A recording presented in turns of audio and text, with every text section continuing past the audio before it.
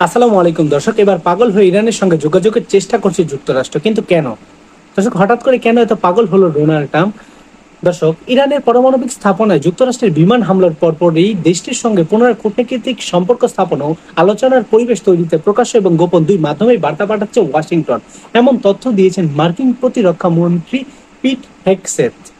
দর্শক, কেন এখন হঠাৎ করে ডোনাল্ড ট্রাম্প এমন পাগল হচ্ছে? দর্শক শ্রোতা, আমরা সকলেই জানি যে ডোনাল্ড ট্রাম্প নিজে বলেছিল সে 2 সপ্তাহ টাইম নিয়েছে, 2 সপ্তাহ পর সেই সিদ্ধান্ত নেবে। কিন্তু হঠাৎ করে এই সিদ্ধান্ত নেওয়ার পরও সে হঠাৎ করে কেন ইরানকে এইভাবে হামলা করলো?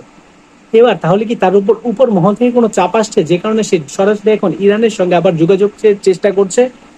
দর্শক, ইরানের পারমাণবিক স্থাপনা যুক্তরাষ্ট্রের বিমান হামলার পরপরই দেশটির সঙ্গে পুনরায় কূটনৈতিক সম্পর্ক স্থাপন ও আলোচনার পরিবেশ তৈরিতে প্রকাশ এবং দুই মাধ্যমে বার্তা পাঠাচ্ছে ওয়াশিংটন।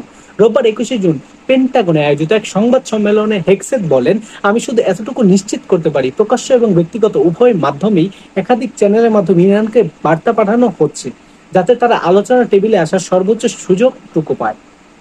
দর্শক, এখন ডোনাল্ড ট্রাম্প বিভিন্ন মাধ্যমে ইরানকে আলোচনার টেবিলে বসানোর জন্য আহ্বান জানাচ্ছে, কিন্তু এখন পর্যন্ত সেই সাড়াটুকু দেয়নি ইরান। তিনি আরো বলেন, ইরানিরা স্পষ্টভাবে জানেন যুক্তরাষ্ট্র কি চাইছে এবং শান্তির জন্য কি ধরনের পদক্ষেপ তাদের নেওয়া উচিত। আমরা আশাবাদী তারা এই সুযোগকে কাজে লাগাবে। সিএনএন জানায়, যুক্তরাষ্ট্র ও ইরানের মধ্যে চলতি বছরের এপ্রিল থেকে 5 দফায় পারমাণবিক আলোচনা অনুষ্ঠিত হয়। এই আলোচনায় নেতৃত্ব দেন মধ্যপ্রাচ্য বিষয়ক মার্কিন বিশেষ দূত স্টিভ উইটকফ। তবে গত সপ্তাহে ইসরায়েলের নজরবিহীন হামলার পর 22 জুন নির্ধারিত ষষ্ঠ দফার বৈঠক বাতিল করা হয়। এই অবস্থা তৈরি হওয়ার পর প্রেসিডেন্ট ডোনাল্ড ট্রাম্প ইরানের পারমাণবিক স্থাপনায় বিমান হামলার সিদ্ধান্ত নেন বলে জানায় সিএনএন। দর্শক, তার মানে কি ডোনাল্ড ট্রাম্প আরো আগে থেকেই এই সিদ্ধান্ত নিয়েছিলেন? তবে কেন ডোনাল্ড ট্রাম্প ওই দিন বললো যে আমরা 2 সপ্তাহ টাইম নিয়েছি? এটা কি তাহলে ডোনাল্ড ট্রাম্পের কোনো চাল, নাকি ডোনাল্ড ট্রাম্প ইসরায়েলের সাথে সম্পর্ক ভালো রাখার জন্য এই কাজ করছে, নাকি ডোনাল্ড ট্রাম্প ইরানকে একটু ভয় দেখিয়ে চেয়েছিল যে আলোচনা টেবিলে বসায়? এই কারণে দর্শক, এখানে প্রশ্ন রয়েছে, তা অবশ্যই আপনারা মন্তব্য করতে পারেন। বিশ্লেষকদের মধ্যে যুক্তরাষ্ট্র এখন সংলাপ ও চাপের যুগ্ম পথ কৌশল গ্রহণ করছে, অর্থাৎ একদিকে তারা ইরানকে কূটনৈতিক পথে টানার চেষ্টা করছে, অন্যদিকে সামরিক চাপ সৃষ্টি করে আলোচনার সুবিধাজনক অবস্থানে যেতে চাইছে।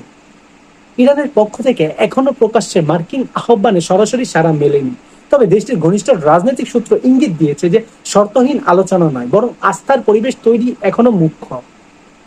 তারা মনে করছে কূটনৈতিক আলোচনায় ফেরার আগে যুক্তরাষ্ট্রকে অবশ্যই বিশ্বাসযোগ্য স্থানে যেতে হবে এবং অতীতের প্রতিশ্রুতি ভঙ্গের ব্যাখ্যাও দিতে হবে। দর্শক, কেন তারা যুক্তরাষ্ট্রকে এই কথা বলে জান? কারণ ডোনাল্ড ট্রাম্প যেখানে কয়েকদিন আগে বললো যে সে 2 সপ্তাহ টাইম নিয়েছে, সেখানে কিভাবে সে হামলা করতে পারে, এই জন্য তাকে এখন কেউ বিশ্বাস করতে যাচ্ছে না। এখন ইরানের শর্ত হচ্ছে আগে অবশ্যই যুক্তরাষ্ট্রকে অথবা ডোনাল্ড ট্রাম্পকে সেই বিশ্বাসের জায়গাটায় যেতে হবে।